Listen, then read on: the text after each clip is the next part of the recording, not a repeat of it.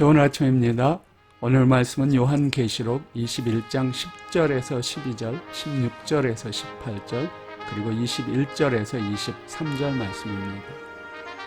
성령으로 나를 데리고 크고 높은 산으로 올라가 하나님께로부터 하늘에서 내려오는 거룩한 성 예루살렘을 보이니 하나님의 영광이 있음에 그 성의 빛이 지극히 귀한 보석 같고 벽옥과 수정같이 맑더라. 크고 높은 성곽이 있고 12문이 있는데 문에 12천사가 있고 그 문들 위에 이름을 썼으니 이스라엘 자손 12지파의 이름들이라. 그 성은 네모가 반듯하여 장광이 같은지라. 그 갈대로 그 성을 청량하니 12,000 스타디온이요 장과 광과 고가 같더라. 그 성곽을 청량함에 144규빗이니 사람의 청량 곧 천사의 청량이라. 그 성곽은 벽옥으로 쌓였고 그 성은 정금인데 맑은 유리 같더라. 그 12문은 12진주니 문마다 한 진주요 성의 길은 맑은 유리 같은 정금이더라. 성 안에 성전을 내가 보지 못하였으니 이는 주 하나님 곧 전능하신 이와 및 어린 양이 그 성전이심이라. 그 성은 해나 달의 비춤이 쓸데없으니 이는 하나님의 영광이 비치고 어린 양이 그 등이 되심이라. 오늘의 제목은 천국의 영광입니다. 말씀을 통해 천국의 모습을 보신 소감이 어떠십니까? 저는 이 장면을 헤아릴 수 없을 만큼 많이 읽었습니다. 그런데 오늘 이 순간 다시 읽으면서 저도 모르게 다시 한번 와 하고 감격했습니다. 얼마나 영광스러운 모습인지요.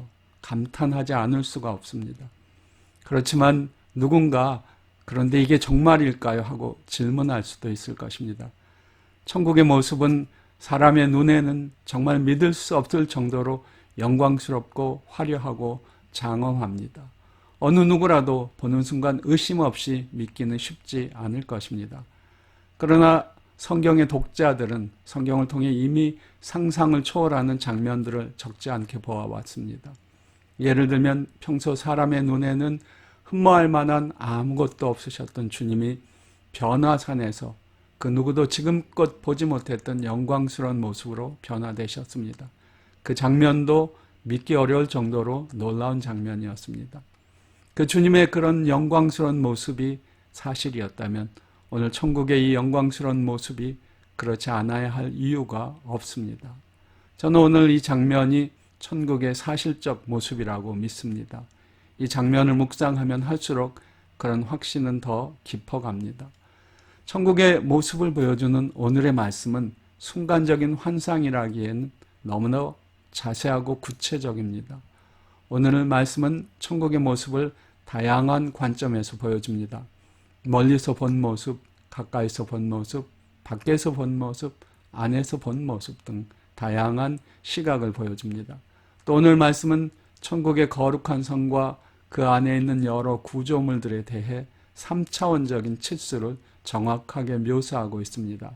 뿐만 아니라 오늘 계시의 말씀에 보여주는 천국의 여러 모습들은 지금까지 우리가 성경을 통해 보아왔던 여러 장면들과 일관성을 가지고 있습니다. 저는 아파트를 얻으러 다니면서 많은 방들의 도면을 본 적이 있었습니다.